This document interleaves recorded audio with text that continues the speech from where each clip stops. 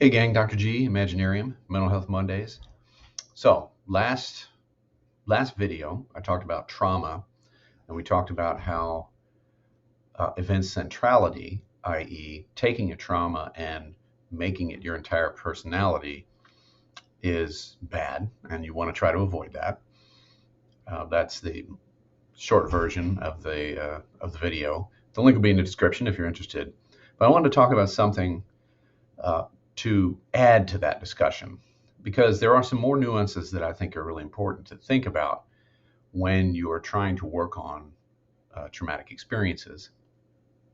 And that is, yes, event centrality, or not taking the trauma to be like a defining moment or aspect of who you are, not taking the trauma as pretty much everything that you are and can possibly be would be determined by the trauma. You don't want that.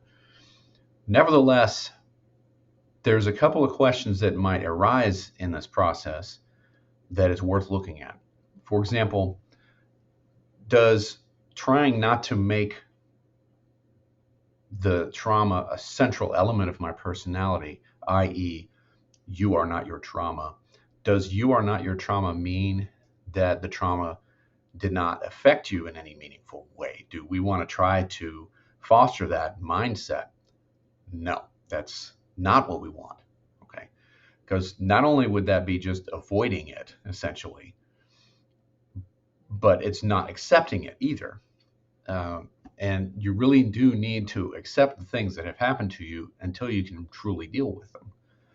So, no, it's not advisable to, and in the process of moving beyond or integrating trauma, to pretend as though it didn't have any effect on you. Okay. You want to ask yourself, if you're feeling that kind of temptation, is to ask yourself, like, what is it that I'm afraid of? What is it that accepting this might necessarily mean to me? Another question: does this mean that others who traumatized me and then use this narrative of you are not your trauma to try to get me to forget it, should we encourage that sort of thing? All right, so this is a subtle point, but it's a good one.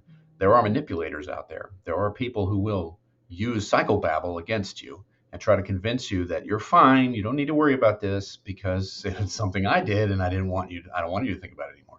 So absolutely, if you want to be on guard for this, again, that's avoiding, that's not accepting.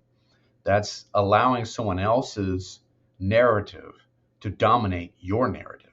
That's the opposite of what we're wanting to do. So, in the same sense that pretending it didn't have any impact on you is a type of avoidance, so is blindly falling into someone else's narrative about your trauma. This is your story. Nobody else gets to tell it for you. Okay, that doesn't mean don't listen to anybody. It means take it with a grain of salt, and including what I'm telling you. Okay, I'm not exempt from that. Take what I say and see if it works for you. Okay, but what else? All right, what else? Does this mean I shouldn't try to take something from my trauma? So this is a thing that could potentially happen in the frantic, mad scramble to try to avoid one's traumatic history, is to say, well, I just want to put it out of my mind, and I don't want to deal with it. I don't want to think about what I might gain from it or learn from it. I could also fall into self-pity and resentment and anger and rage. Now, those things might be justified, but the question you want to ask yourself is, are they moving me forward? Are they actually helping me toward a creative end?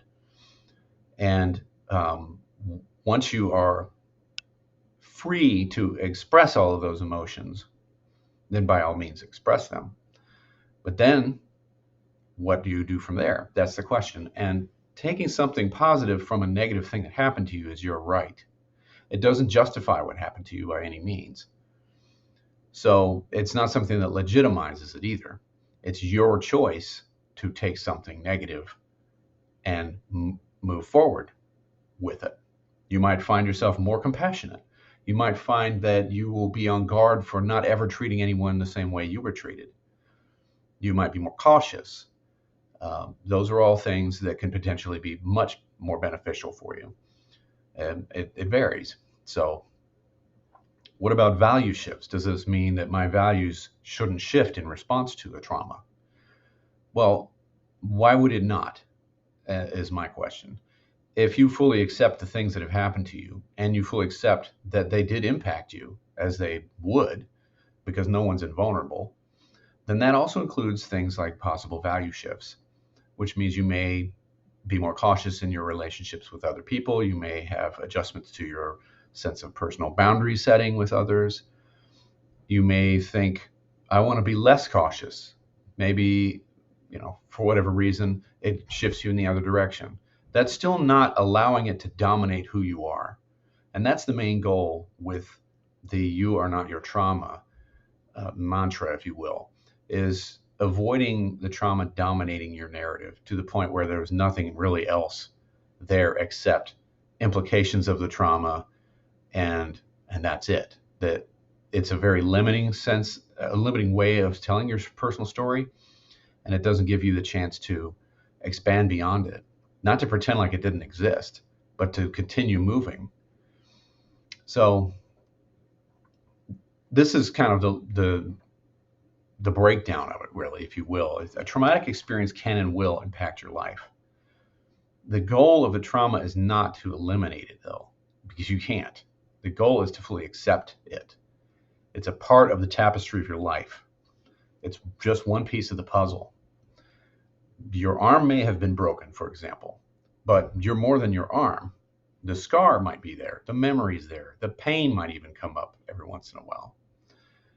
And you are going to live your life now doing and seeking things that have nothing to do with your arm. And that's okay. But you should never pretend like it didn't happen either, at the same token.